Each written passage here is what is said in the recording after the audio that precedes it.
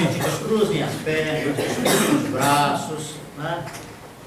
Eu vou conduzir o pensamento de vocês até um certo ponto. Quando eu parar, eu quero que vocês continuem um pouco mais na experiência, porque vai ser uma vivência individual a partir daí, tá certo? E quem for terminando vai abrindo os olhos.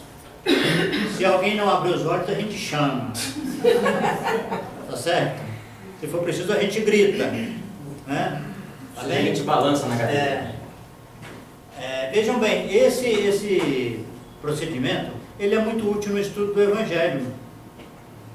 Eu, às vezes, uso sempre, o meu esquema é fazer uma oração, ler um trecho do Evangelho, ler um livro que me inspira, né, espiritualizante, e depois é que eu foco naquele trecho que eu estou estudando.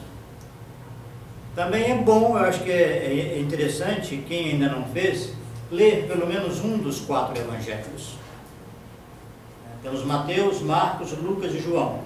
Marcos é o menor de todos, por isso que ele é considerado o primeiro evangelho. Mas, na verdade, existe uma polêmica. O Chico Xavier escreveu que Mateus era como se fosse um jornalista que ia redigindo as coisas à medida em que elas aconteciam. Certo? Então nós vamos fazer esse exercício de mentalização, tá bem? Procurem, sim, fechem os olhos, fiquem confortavelmente sentados, respirem, acompanhando, observando o ar que entra e sai pelas narinas. Continue observando esse ar que entra e sai. Você pode até pronunciar as palavras mentalmente, entrando, saindo.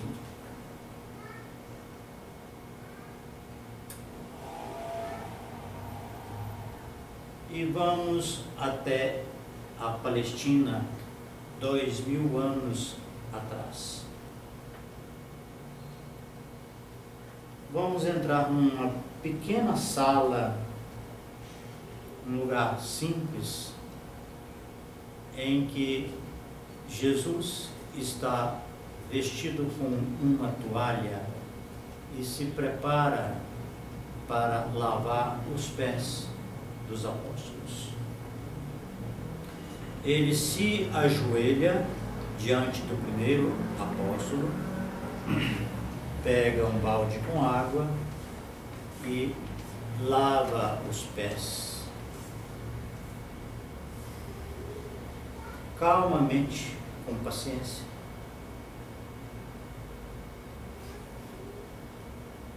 Levanta-se, olha nos olhos do segundo apóstolo e continua o procedimento. Ele se ajoelha e lava os pés. E você se sente mais à vontade para observar, para acompanhar aquele cenário, e você se senta também junto deles, olhando as fisionomias, olhando o ambiente, procurando sentir a vibração, acompanhando aquele gesto de Jesus, vendo como que ele humildemente se ajoelha, lava os pés, e você fica indagando qual o conteúdo da lição que ele está trazendo, por que aquela dramatização. E ele vai muito amorosamente prosseguindo até que ele chega à vez de Pedro. E Pedro diz assim: Senhor, a mim queres lavar os pés? Jesus lhe responde: O que tu não sabes agora, saberás amanhã. E Pedro lhe disse: nunca me lavarás os pés. Então Jesus lhe disse: se eu não te lavar os pés, não tens parte comigo.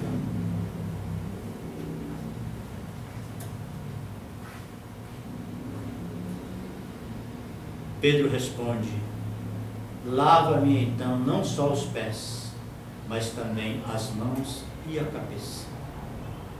E assenta-se, e Jesus, mais uma vez, toma-lhe os pés e lava-os carinhosamente, e enxuga-os com a toalha.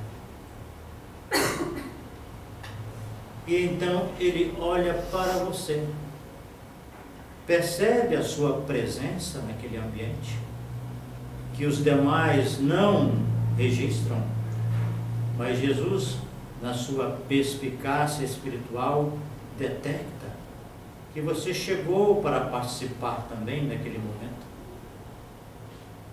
E então ele se aproxima de você, ajoelha-se aos seus pés e começa a lavar-lhe os pés.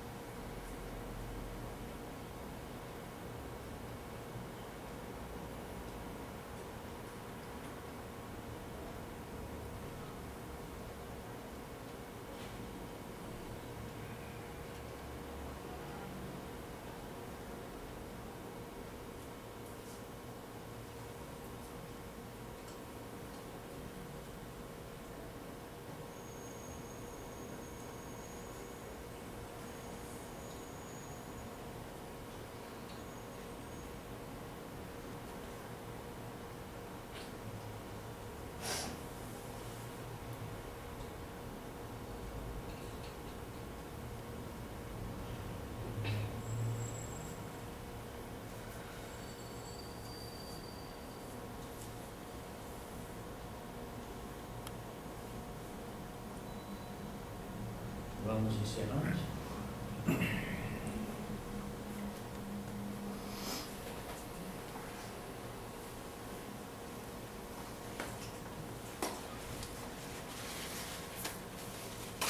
Estão todos bem? Todo mundo de pés limpos?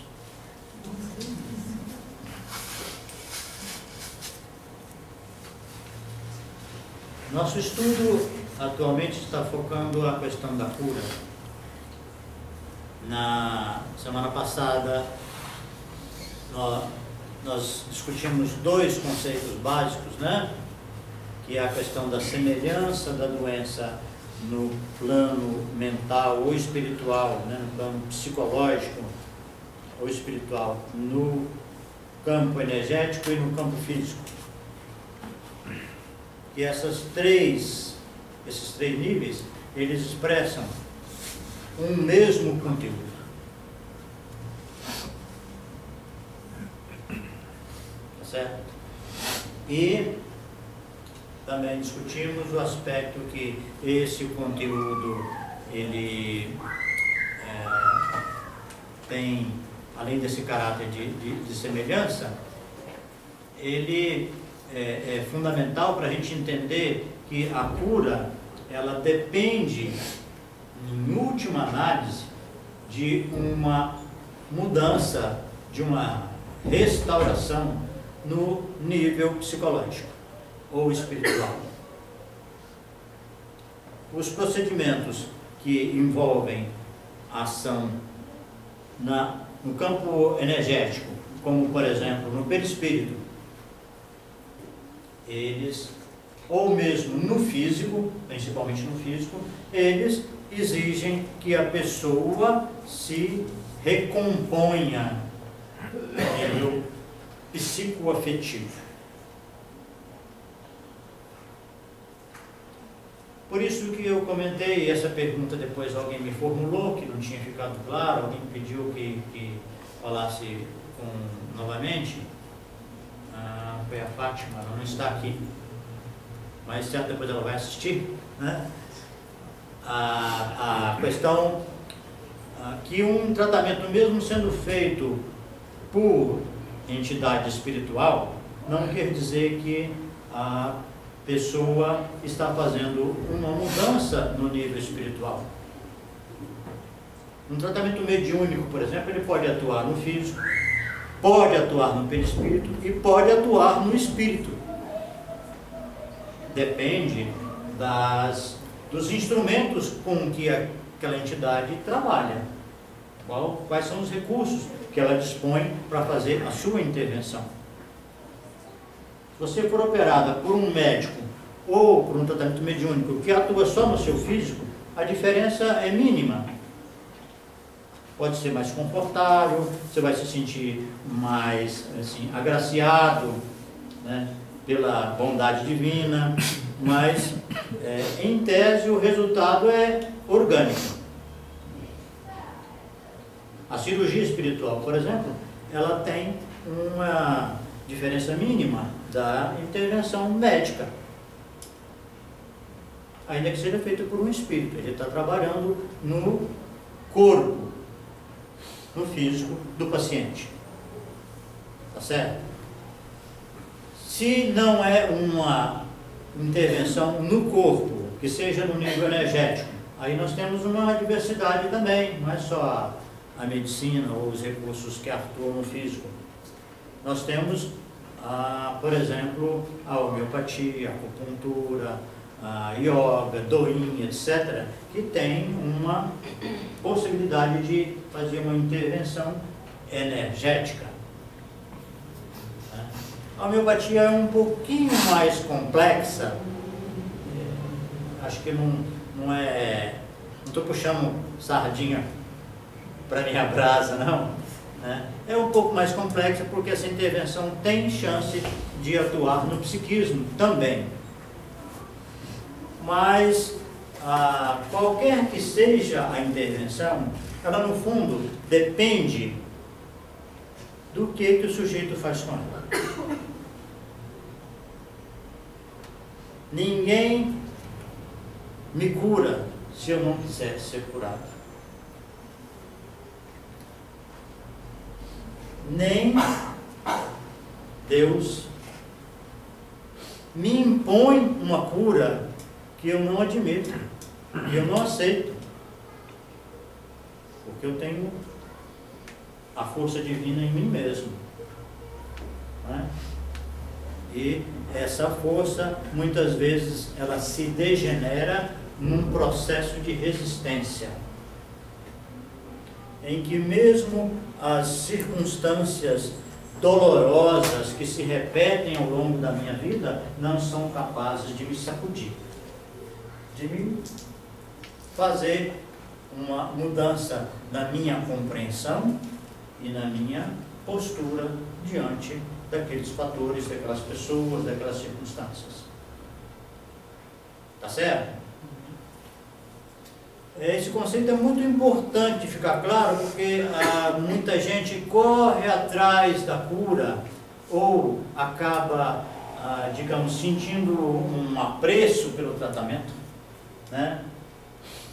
Elas gostam de se tratar, gostam do médico, gostam do tratamento, gostam do lugar onde ela vai fazer as sessões de qualquer coisa, entendeu? É bom, faz parte. Sim, atualmente os idosos, por exemplo, né, eu me coloco no grupo, né? A nossa vida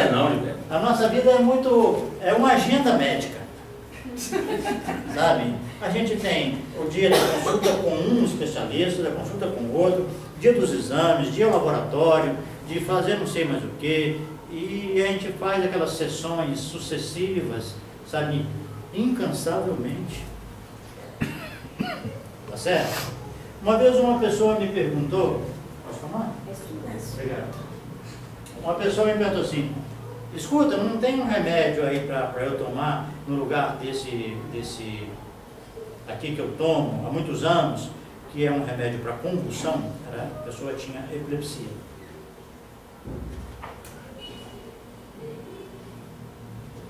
Pela pergunta, você já vê o grau de compreensão da pessoa, certo? Ela quer um remédio para substituir o remédio químico, porque o remédio químico tem os inconvenientes, né, que deviam estar incomodando. Ou seja, a maioria das pessoas não pensa em cura, não cogita na cura, que é você chegar num ponto em que você não precisa mais tomar remédio. Por quê? Na medicina, tem muitos tratamentos que não são curativos, eles são paliativos. Você vai tomar remédio o resto da sua vida. Uma vez feito o diagnóstico, você vai tomar remédio o resto da vida. É essa a visão. É essa a prática. E eu respondi para ela o seguinte, olha, remédio para você substituir esse não tem. Mas você já pensou na possibilidade de ficar curada?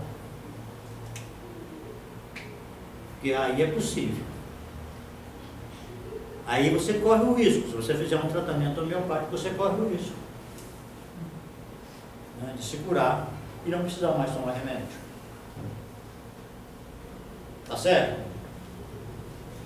Então, a grande dificuldade em muitos casos da cura é esse embotamento, essa acomodação, que também é doentia, né?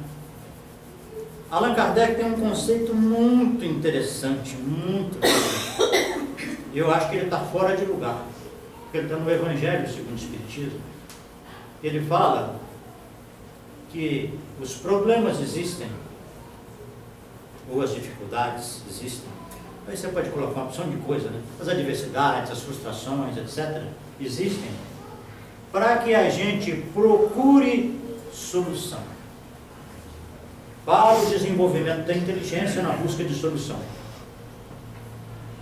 Em segundo lugar, se você não tiver, se você não alcançar essa solução, para o desenvolvimento da resignação.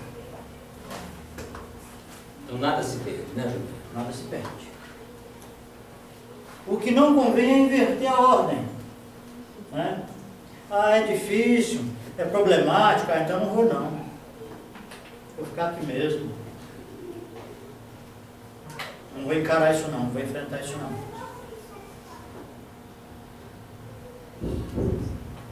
Porque as pessoas, ela, em geral, quando procuram um médico, com um problema de saúde, elas querem uma pílula que seja doce, pequena, de efeito imediato e eterno. Vocês estão entendendo o que o Bruno está falando? Aí na cozinha. As pessoas querem uma pílula doce, fácil, boa e que tenha um resultado imediato e eterno. Isso, uma dose só. Uma dose só. Pequena para uma garrafa. Docinha, né, velho? Doce. Mas o povo sabe que remédio bom é amargo, né? Né? Tá claro até aqui? Uhum.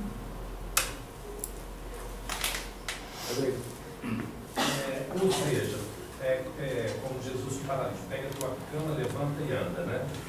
Mas tratando, há que se ter um despertamento de consciência, um nível de consciência já desperto. A minha dúvida, e eu acho super 100% coerente tudo isso, a minha dúvida é a seguinte: crianças muito novas, Gilberto. Quando a gente faz esse trabalho de cura, do ponto de vista holístico, as pessoas infalivelmente levantam essa questão. Porque se você fala que a doença é o retrato da vida da pessoa, que tem relação direta com os sentimentos, com as atitudes e com as reações, que na verdade a doença é a somatização do que se passa no íntimo, né? Eu coloquei aquele caso e posso ilustrar com outros, né? Coloquei, mostrei na semana passada a relação entre um coração grande e a pessoa que está amando duas mulheres ao mesmo tempo. Uma tem que ser grande demais. Porque eu acho que os homens devem entender que uma mulher só já é muito. É problema. Já é dose. Né? É impossível. É uma dose boa que eu falo, né? É a pílula. É a pílula perfeita. Né? Mas tem muitas histórias, né, que nós poderemos trabalhar aqui, mostrando como que esses sentimentos desaparecem. Lembrando de um simples aqui, uma paciente que fez acompanhamento comigo durante muito tempo, ela acabou fazendo um câncer de mama, foi operada, estava em quimioterapia, e aí ela reapareceu num grupo pequeno, né, mas que eu fazia sistematicamente lá no trabalho, no centro de saúde onde eu trabalhava. E ela falou: olha, eu vim aqui porque eu estou com a língua queimando demais. Minha língua queima e me incomoda muitíssimo. Bom, em princípio você não tem uma ideia do que pode ser, né? A não ser que alguém já tenha vivido alguma coisa parecida, né? Já leu alguma história. Mas aí fomos conversando mais, ela foi contando como é que estava a vida dela. E aí, lá pelas tantas, ela disse: bom, a minha mãe, durante o meu tratamento, foi lá na igreja, né, uma igreja que a mãe frequentava lá, de uma determinada religião, e aí lá ela chamou o povo, falou que eu estava com essa doença, e todo mundo fazendo oração por mim, e agora que eu estou bem, né, aliás, o pessoal fez oração, fez vibração, fez corrente, e etc. E agora que eu estou bem, a minha mãe quer que eu vá lá na igreja, dar uma satisfação, sabe? E eu falei para ela: eu não pedi ajuda, não pedi para ninguém rezar por mim, não pedi para ninguém fazer corrente, e eu tenho que ir lá agora para quê? Aí eu falei: mas realmente, você está parecendo um dragão, soltando fogo. É claro que sua língua tem que arder, ué. Então por aí vocês veem que o sintoma, a alteração, ela está assim entranhadamente correspondendo ao que a pessoa sente, a maneira como ela percebe e como ela reage. Não adianta procurar fora da gente. Não adianta procurar: tive um acidente, eu tenho um vírus, sabe, estou com um vírus da hepatite, não sei do que. Isso tudo você entende e você explica pela trajetória psicoafetiva da pessoa. A doença é dentro de nós. Ainda que ela comece, às vezes, fora, uma pessoa que mora num ambiente muito ruim, um ambiente muito poluído, ou uma fábrica, qualquer coisa que seja um fator alto de incidência, que seja associado com a incidência de casos frequentes de uma determinada doença, não acomete todo mundo. Algumas pessoas que no fundo têm uma vulnerabilidade, no fundo é lá dentro de si, uma vulnerabilidade ao significado daquele fator. Pois não? No caso de doença como diabetes. Mesma coisa. Aí eu tenho que fazer uma propaganda agora de um livro chamado Evangeloterapia, tá? Que tem aqui à disposição, né? Quem quiser um exemplar e quiser contribuir para que a gente continue nesse projeto de distribuição dos livros sem fins lucrativos. O primeiro capítulo dele é sobre uma mulher que tinha um fluxo de sangue, fazia 12 anos. Eu acho que tem um paralelo grande com a diabetes, sabe? Que é a perda de energia. O diabetes, o que tem? É um excesso de glicose no sangue que sai através da urina, não é? Que sai pela urina, não é? O excesso de glicose que não é eliminado, ele é armazenado ou depositado de alguma forma patológica em alguns órgãos. Aí vai dar origem à alteração nos rins, nos olhos, são os órgãos principais, né, de acometimento, mas pode dar alteração, em princípio, em vários órgãos. Essa perda de glicose ou perda de sangue, ela tem muito a ver com esse gasto de energia.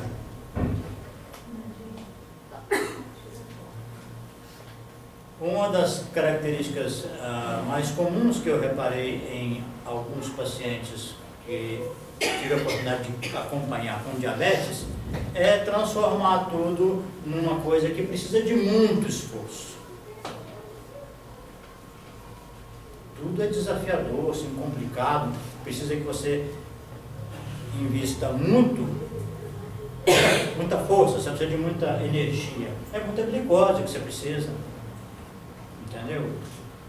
Ou então você faz coisas demais. Esse é um outro exemplo semelhante. Você faz tanta coisa, você tem tanto. Você também precisa de muita energia para você dar conta de toda a demanda do que está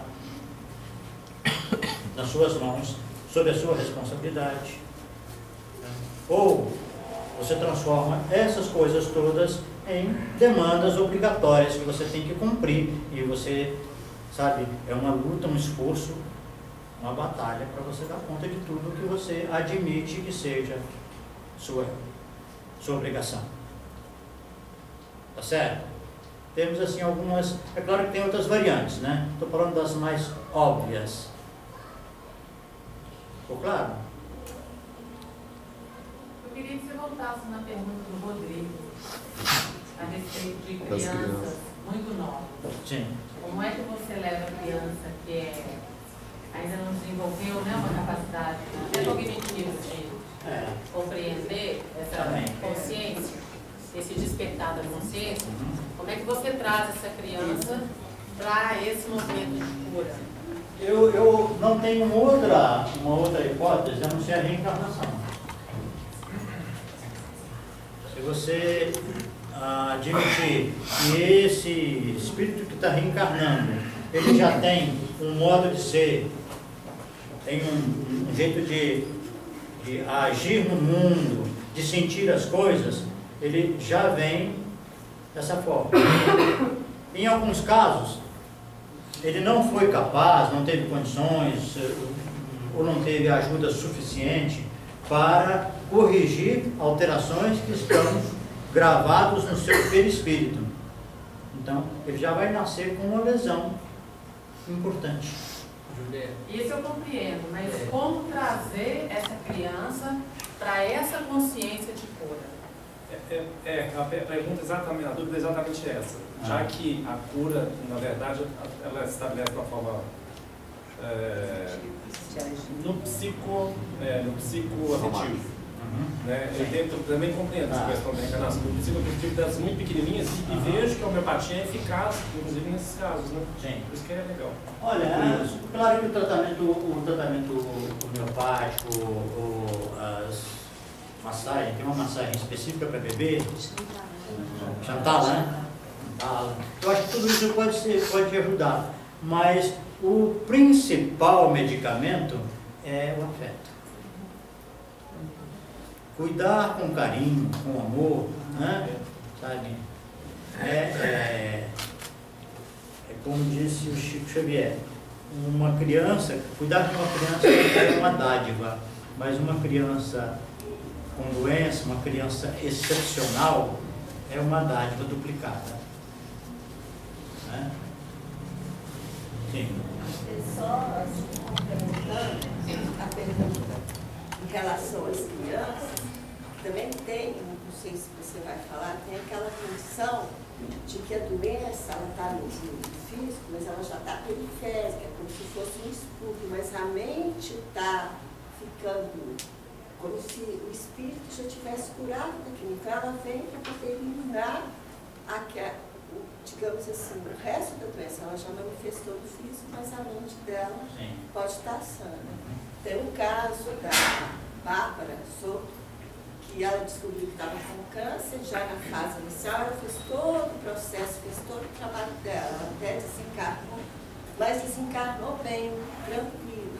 E ela tinha consciência que, no caso dela, não teria retorno, mas ela considerava que o espírito dela já estava sanado. Ela entendeu todo o processo da doença dela, até relacionado com a relação que ela tinha com o pai.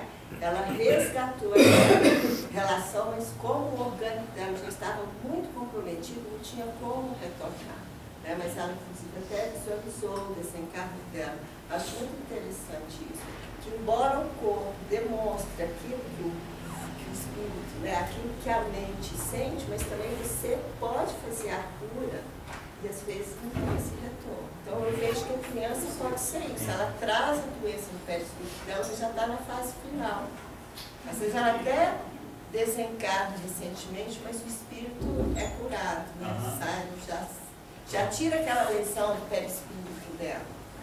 Não, eu queria só completar em relação à pergunta dela, mas ela eu queria só ver se é realmente o que eu pensei, se foi a pergunta dela, mas já foi assim. Já foi? Esse conceito que a Joana falou agora, eu acho muito importante a gente deixar bem claro, porque parece também que existe uma confusão no entendimento desse detalhe da doença kármica. As pessoas acham que doença kármica é uma doença que veio de alguma coisa do passado e está se manifestando agora. Né? Eu prefiro trabalhar mais com o conceito como a Juranda disse, sabe?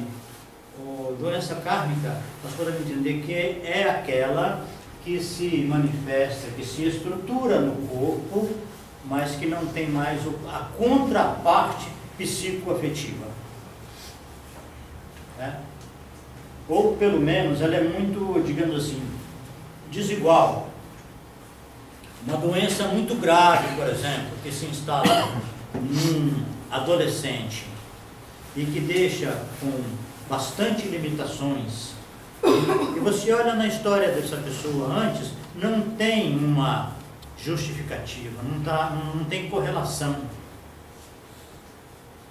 Então você pode dizer que aquela doença está surgindo em função de um processo que ainda existe, capaz de se manifestar no corpo, porque é aquilo que nós dissemos, né? Que a doença ela tende a se curar de cima para baixo e de dentro para fora.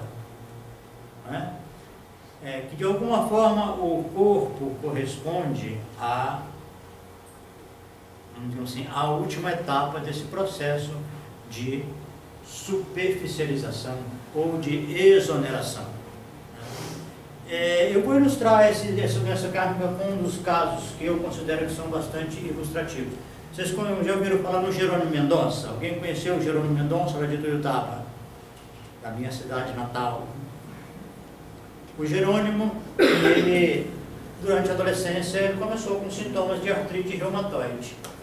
E essa artrite reumatoide era tão grave que ele ficou com todas as articulações emperradas, exceto essa aqui, a articulação temporomandibular. Então, você dá uma olhada na vida dele e não tem uma história de alguma coisa tão drástica, algum sentimento, alguma revolta, alguma coisa que fosse, digamos assim, um sentimento tão generalizado de resistência, de oposição com a vida, de inércia. E, no entanto, a doença surge dessa forma.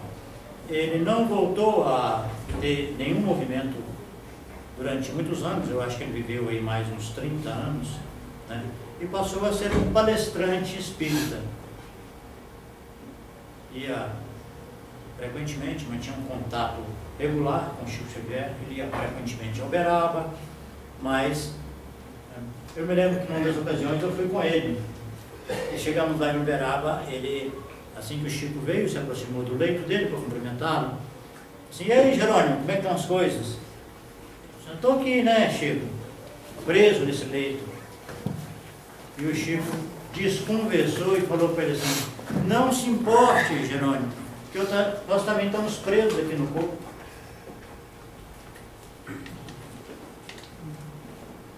Né? Ou seja, vamos levar em frente, vamos enfrentar a luta, porque cada um de nós vive com as limitações que o atingem. Então, eu acho que, considerando essa questão que vocês falaram, o cuidado afetivo é uma tarefa, né? Cuidar dos filhos com amor, com firmeza, com autoridade, conforme a gente já veio discutindo aqui outros dias, é uma tarefa, é talvez a tarefa mais importante para muitos de nós. Mas como o mundo gosta de perverter as coisas, eles colocam a gente para trabalhar num lugar cheio de elevadores, né? 8 horas por dia, em cidades grandes, que você gasta 1 hora para ir, 1 hora para voltar. Ou seja, quase que o seu dia todo fica para você cuidar das suas atividades de trabalho. E as crianças a gente coloca nas mãos de pessoas geralmente despreparadas. Tá certo? Mas quem tem um pouco mais de possibilidade, um pouco mais de consciência e de liberdade de escolha, pode tirar um pouco de tempo, né, da mina lucrativa para se envolver mais com os seus próprios filhos. Independente deles serem sadios ou não. Tá certo? Bom, então nós temos mais alguma coisa até aqui, gente? Vocês podem me interromper a qualquer hora, tá bem? Mas eu pensei em trazer um pouco já hoje para vocês um material sobre o caso de cura que eu considero o mais importante do Evangelho. Só não vale para a Juranda, que ela já sabe. Mas para vocês é uma balinha para quem acertar.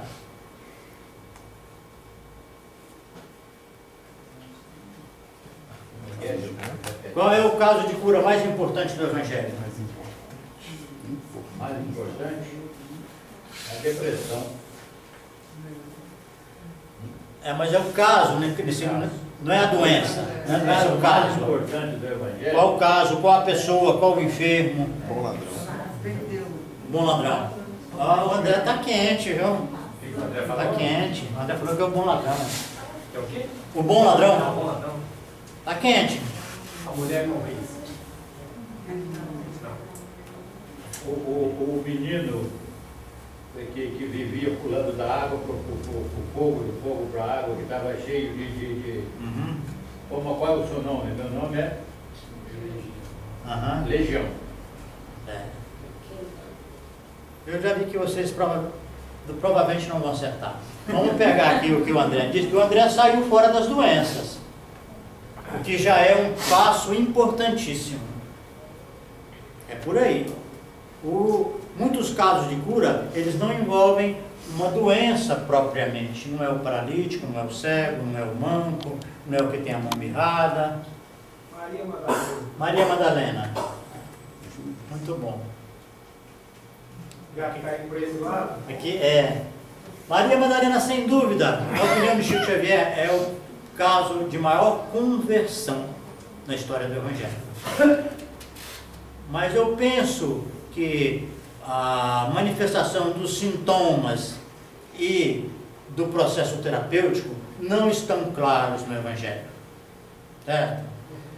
Estão. Se nós pegarmos a passagem que está lá no Evangelho de Lucas, no capítulo 8, que aquela mulher, né, chega por detrás, se ajoelha aos pés de Jesus e começa a lavar os pés dele com as lágrimas e enxugar com os cabelos. E depois é possível deduzir que essa mulher era Madalena, né? Estamos num material aí que dá para trabalhar. Judas. Mas o caso principal já está por aí. Já entenderam que Jesus estava curando a torto e a direito, né? Curava algumas pessoas com a doença ostensiva no corpo e curava os outros das doenças da alma. Tá? Então, vamos conversar um pouco sobre esse personagem aqui. Tu és o Cristo, Filho de Deus vivo. Quem falou isso? Pedro. Quando Jesus conversa com eles e fala, o que dizem os homens que eu sou? É o Elias, é o Messias, eu não sei quem mais. Fala assim, e vós, quem dizeis que eu sou? Aí o Pedro diz, tu és o Cristo, o Filho de Deus vivo. Tá bom, que beleza. Então Deus falou, ainda bem que Deus falou isso, né? Foi o Pai que está nos céus que te revelou. Muito bem, que ótimo. Parabéns, Pedro. Que bom. Daí um pouquinho, Jesus começa a falar que vai ser preso, que vai ser açoitado, que vai ser morto. E o Pedro fala assim, não, Senhor, tenha compaixão de você mesmo. Não deixarei que isso te aconteça. E ele recebe essa aqui. Para trás de mim, Satanás, que me serve de escândalo. Numa mesma passagem do Evangelho, aparentemente num mesmo encontro, Pedro faz um strike, né, no beco do boliche, né, derruba todas e aqui joga na canaleta. Certo? Então Simão, que tinha a espada, desembainhou-a e feriu o servo do sumo sacerdote, cortando-lhe a orelha direita. Forte, né? Impulsivo, violento. Em verdade te digo que nesta mesma noite, antes que o galo cante 3 vezes, me negarás. E Pedro negou outra vez e logo o galo cantou. Então nós temos aqui o impulso, né, que seguiu essa tendência de não deixar que a coisa aconteça, reagiu com violência, né? E logo em seguida, depois que Jesus foi preso, veio a negação, que foram profetizadas por Jesus, né? Isso aqui é uma profecia que se concretizou. E Pedro negou as 3 vezes e logo o galo cantou. O que nós estamos destacando é a oscilação de Pedro. Num momento ele é muito impulsivo, com uma força exuberante, para logo em seguida cair na oscilação, no vacilo. Isso foi registrado por Jesus na seguinte expressão: Simão, Simão, eis que Satanás vos pediu para vos cirandar como trigo. Cirandar, para lá, para cá, né? Aonde o vento bate, o trigo vai, depois volta, né? Mas eu roguei por ti, para que a tua fé não desfaleça, e tu, quando te converteres, confirma teus irmãos. Na passagem que nós usamos para fazer a realização, vocês viram que tem uma oscilação também, né? Não vai me lavar os pés. Nunca me lavarás os pés. para logo em seguida ele aceitar, entender e falar: lava-me não só os pés, como também as mãos e a cabeça. Então ele tem um temperamento muito interessante, né? Que ao mesmo tempo em que ele é entusiasta, ele vacila, ele oscila para lá e para cá. Tá certo? Tem mais, viu, gente? Disse-lhe Simão Pedro, disse-lhes, ele disse aos apóstolos: vou pescar. Dizem-lhe eles, também nós vamos contigo.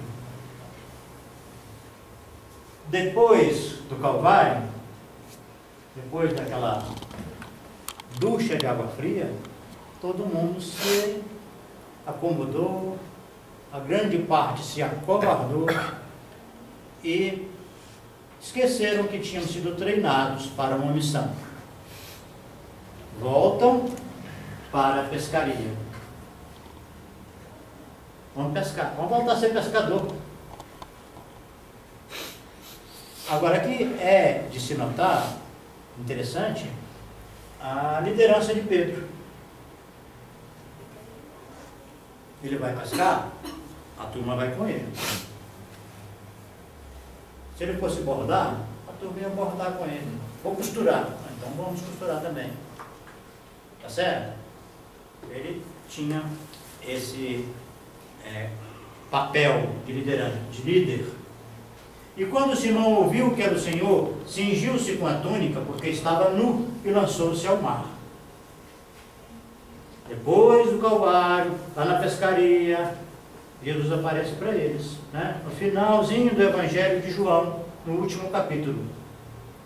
E aí é que acontecem aquelas perguntas repetidas de Jesus para Pedro: Simão, filho de Jonas, amas-me?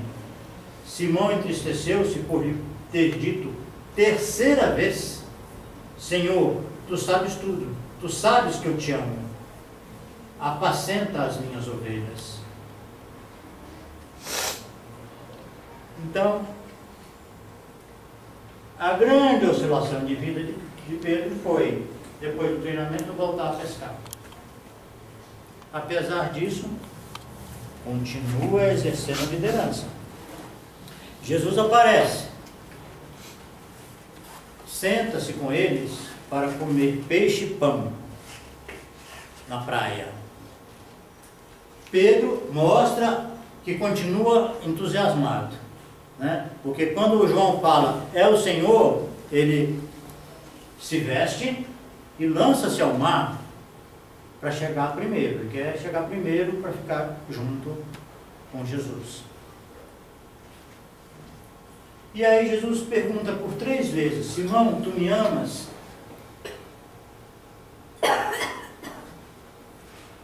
Jesus fala: sim, Senhor, eu te amo. Apacenta as minhas ovelhas. Simão, filho de Jonas, tu me amas? Pela terceira vez, Pedro já começou a se entristecer. Eu estou falando, o Senhor sabe de tudo. Então, nessa hora ele fala, eu não falo mais: sim, Senhor, eu te amo. Sim, Senhor, tu sabes tudo. Tu sabes que eu te amo. Então, por que isso é terapêutico? Por que Jesus estava curando? O que tem nessa passagem aqui que mostra que Jesus estava curando Pedro?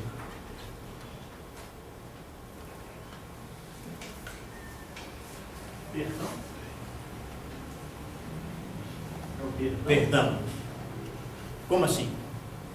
Para ele se perdoar. Se perdoar de quê?